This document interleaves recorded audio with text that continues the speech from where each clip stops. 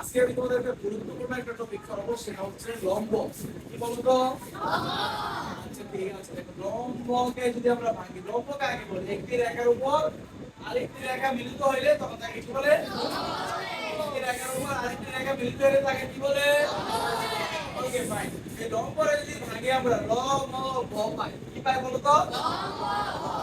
এবার দেখো এই লম্ব দিয়ে কিন্তু আমরা টেস্ট পাই।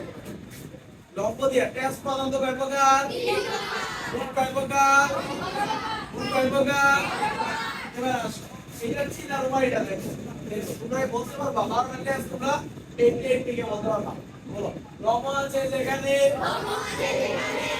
আমি যদি বলি লম্ব আছে যেখানে, তোমরা কি বলবা? লম্ব আছে যেখানে, লম্ব আছে যেখানে, ও আছে যেখানে, লম্ব নাই যেখানে, মজা না? লম্ব আছে যেখানে, লম্ব আছে যেখানে, ও আছে যেখানে, লম্ব নাই যেখানে, প্রেজেন্ট আছে। এবার দেখো, আমি যদি বলি আমি ভাত খাই, সেটা কোন টেন্স বলো তো? টেন্স।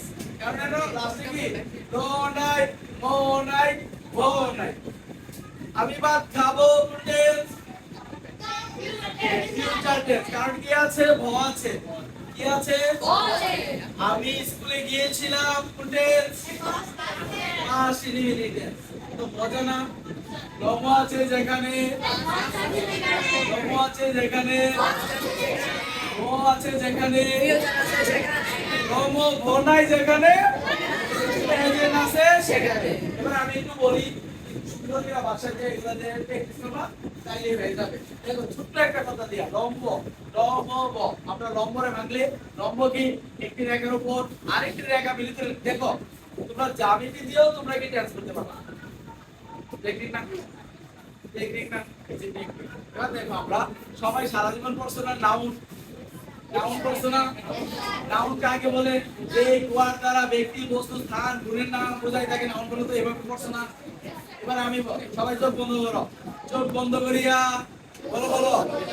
চোখ বন্ধ করিয়া খোলার পর যা দেখিতে পাই সবই নাউন।